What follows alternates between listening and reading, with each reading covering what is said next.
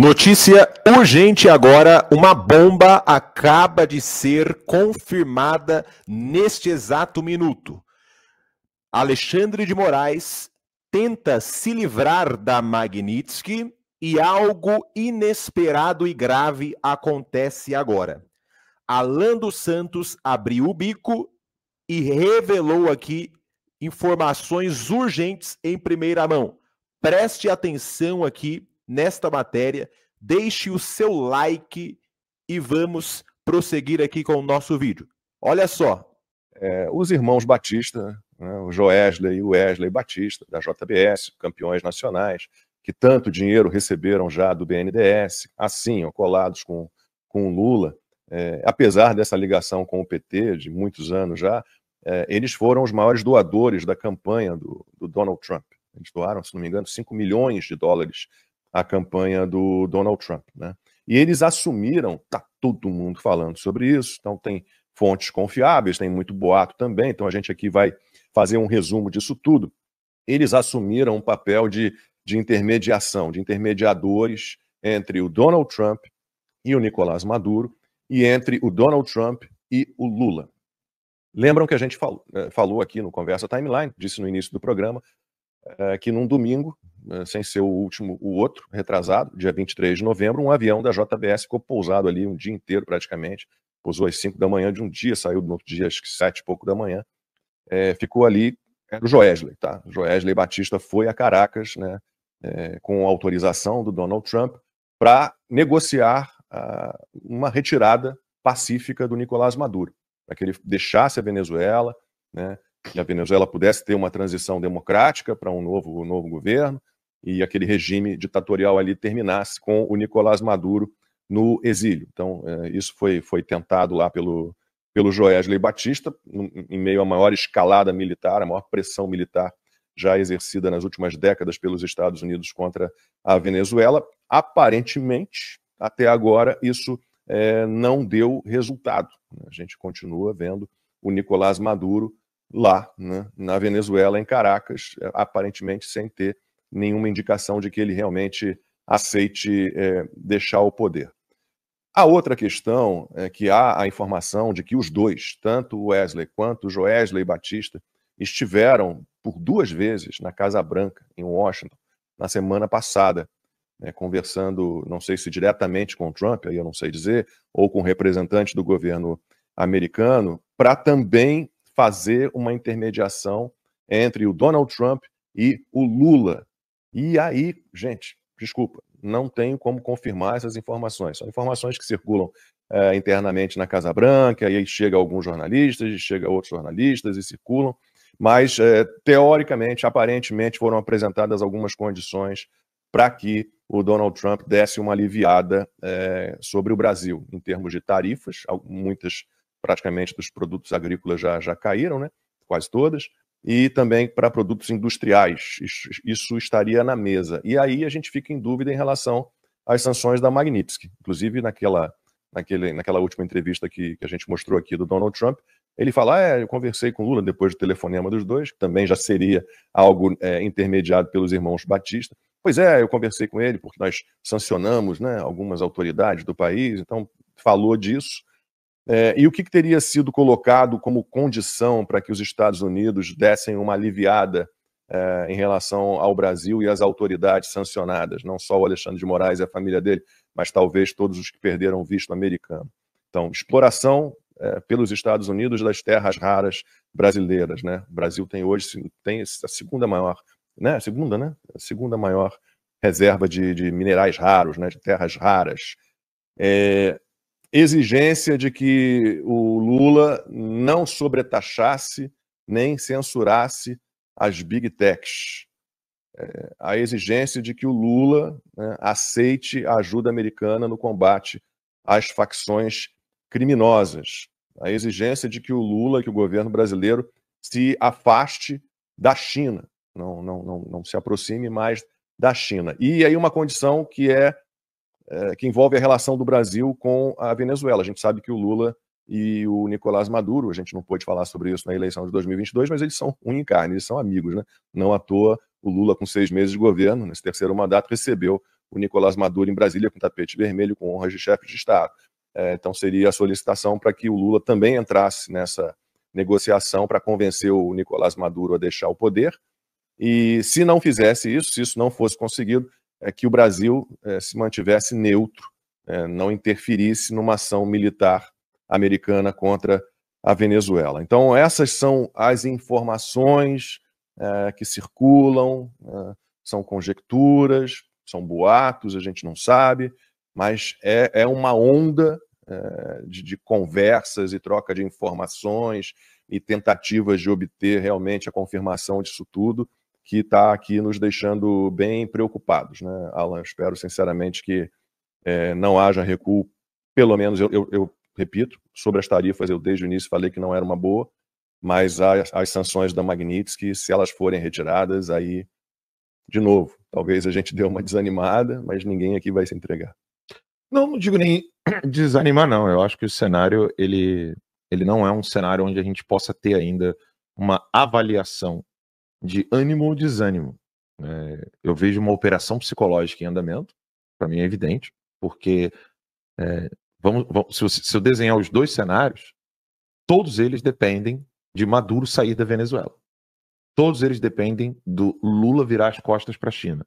Todos eles dependem do BRICS sofrer uma mudança drástica, radical. Todos eles dependem do PT, com aquele discurso soberania, do boné da soberania. Lembra o azulzinho? Hoje eu trouxe o meu outlaw aqui, de propósito. Todos eles dependem do Lula, com o boné da soberania, entregar, por exemplo, coisas do tipo como o lançamento de foguetes dos Estados Unidos no Brasil, que eram todas propostas do Bolsonaro. Se você avaliar, mesmo com conjectura, mesmo com algumas fontes que nós temos, todas as exigências do Trump em relação à Venezuela e ao Lula eram agendas de Bolsonaro. Saída do BRICS, que o Bolsonaro queria, mas nunca teve a retaguarda dos Estados Unidos para isso. Você ter qual é o nome daquele lugar para lançar o foguete? Eu sempre esqueço o nome. Alcântara. Base de Alcântara. Era proposta do Bolsonaro, proposta do Eduardo. O Brasil desistir de querer ter uma moeda própria com a China, algo que o Lula está se orgulhando desde o dia 1, né, quando ele voltou à presidência. Você tem o combate ao narcotráfico como exigência. Então tudo isso está em jogo. Seria como se o Lula virasse Bolsonaro por um dia. É isso. Né? O Lula vai virar Bolsonaro por um dia e aí, de repente, realmente, você vai ter aí o que a imprensa está noticiando. Veja o tamanho da confusão, tá? Eu estou aqui com o Twitter do Eli Vieira aberto. Aí eu vou acompanhar a timeline do Twitter do Eli Vieira, tá?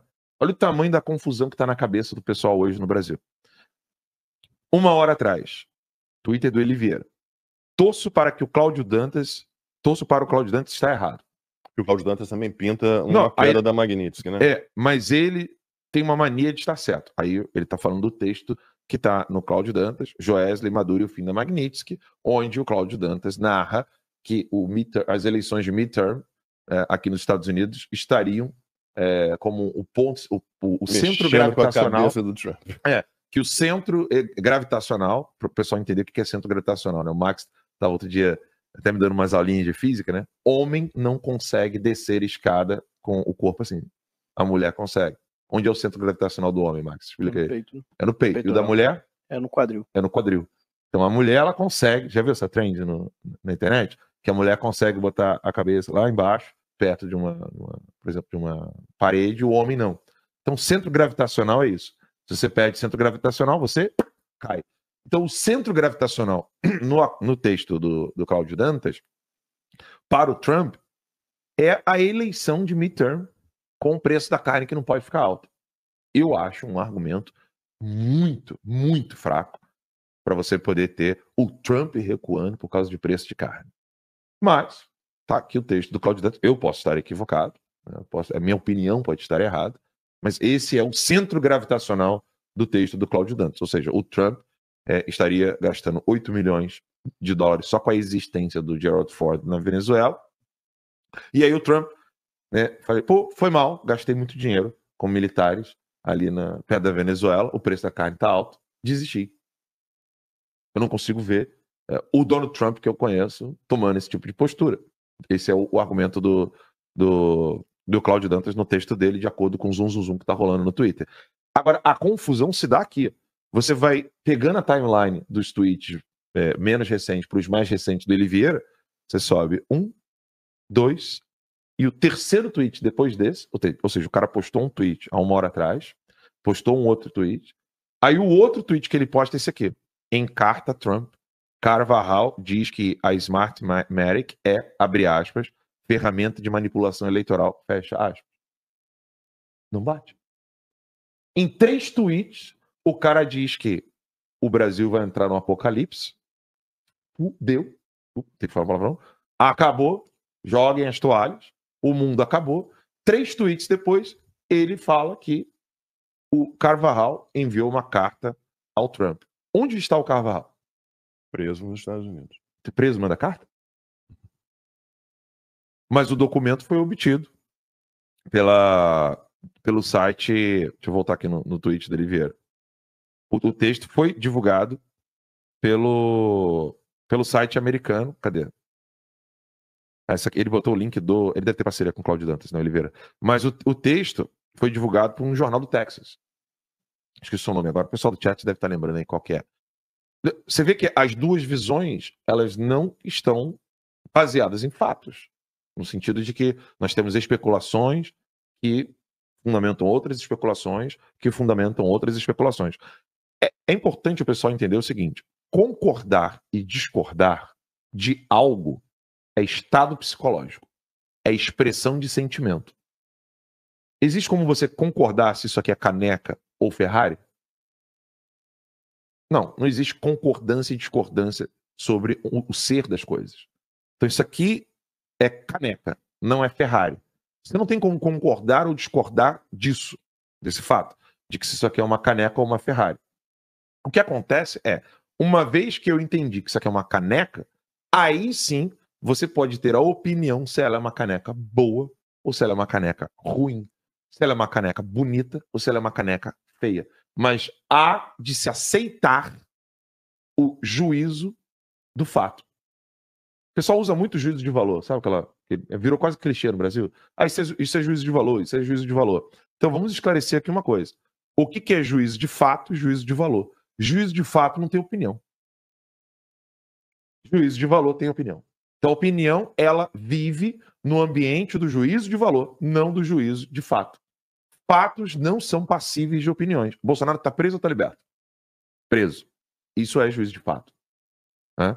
Por exemplo, se você pegar algo que não é passível de interpretação, os políticos, eles fizeram alguma coisa para poder parar a prisão do Bolsonaro, isso não é juízo de valor, isso é juízo de fato. Não fizeram. Né? Algum partido paralisou votação, derrubou quórum, obstruiu sessão, produziu enfrentamento real contra a prisão do Bolsonaro, isso não é passível de opinião, isso é fato. Muitos parlamentares eleitos com o voto do Bolsonaro estão negociando com o Centrão, isso não é juízo de valor, isso é fato. A bancada evangélica, e agora estão querendo criar a bancada católica, a tal da bancada da bala, eles estão se mobilizando de modo proporcional ao peso político que eles receberam do Bolsonaro, isso não é juízo de valor, isso é fato. Houve frente unificada, constante, de união em defesa do Bolsonaro, isso não é passível de opinião, isso é fato. Não teve.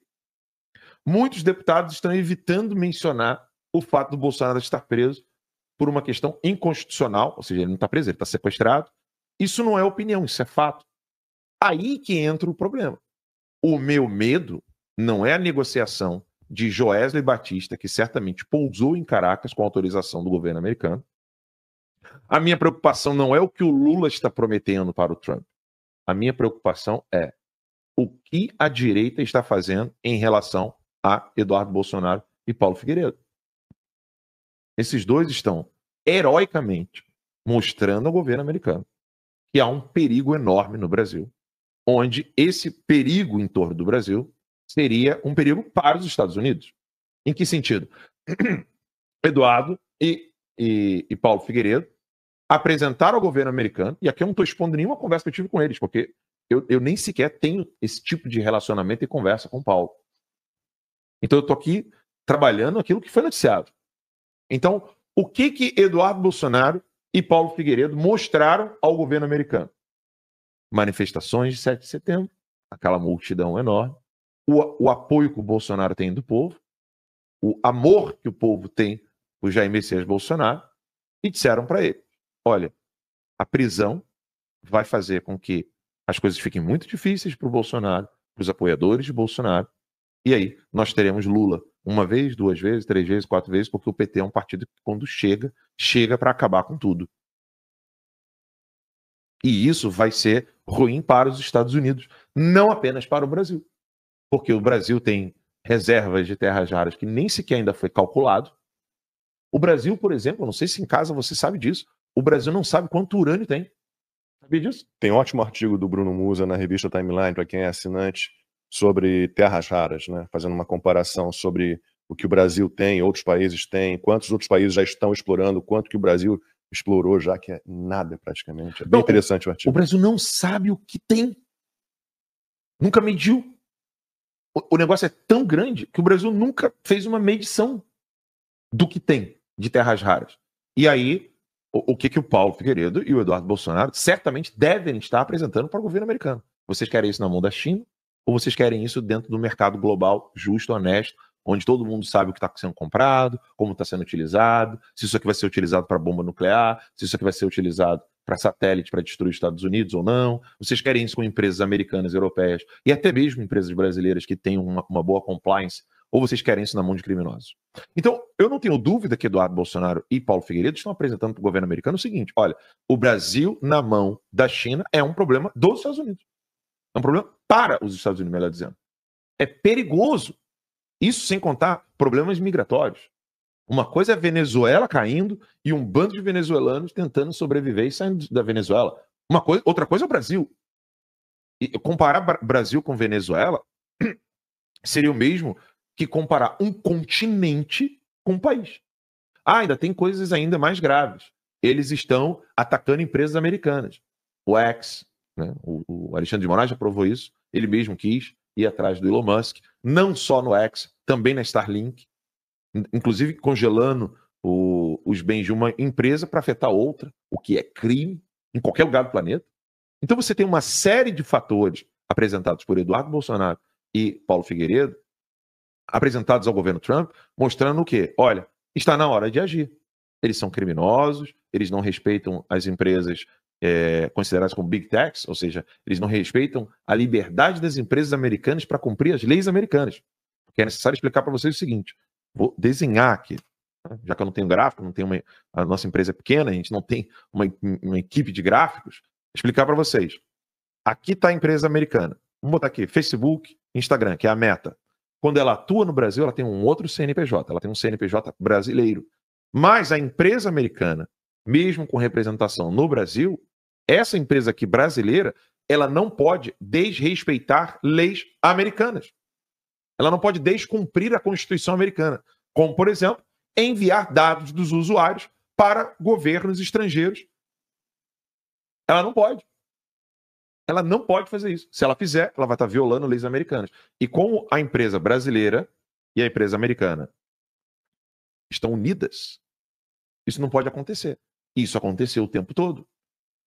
Aí entra Joesley Batista no cenário para poder negociar. E o que ele está negociando? O quase impossível. Que é o Lula entregar Maduro, narcotráfico e todos os acordos comerciais que ele tem com a China. Eu digo todos, mas não são todos. Aqui é figura de linguagem. Então vou ser mais preciso. O que o Joesley Batista está prometendo para o Trump é 1. Maduro cai. 2. Vocês terão compartilhamento de dados de terroristas no Brasil, algo que o PT nunca aceitou. Mas é o que provavelmente o Joesley Batista está oferecendo ao Trump para poder barrar o narcotráfico. E 3, né, que é, de fato, o Lula cancelar inúmeros contratos com empresas chinesas. Leia-se, Partido Comunista Chinês. Não só contratos, como também o Lula cancelar todo o processo em andamento do desenvolvimento do BRICS. Cara, é como se o Joesley Batista estivesse prometendo para o Trump um anão tarado que tem o negócio lá embaixo do tamanho do negão do WhatsApp, que voa igual o Iron Man, se transporta de galáxias igual o Thor, e ele quer fazer tudo isso com o Lula.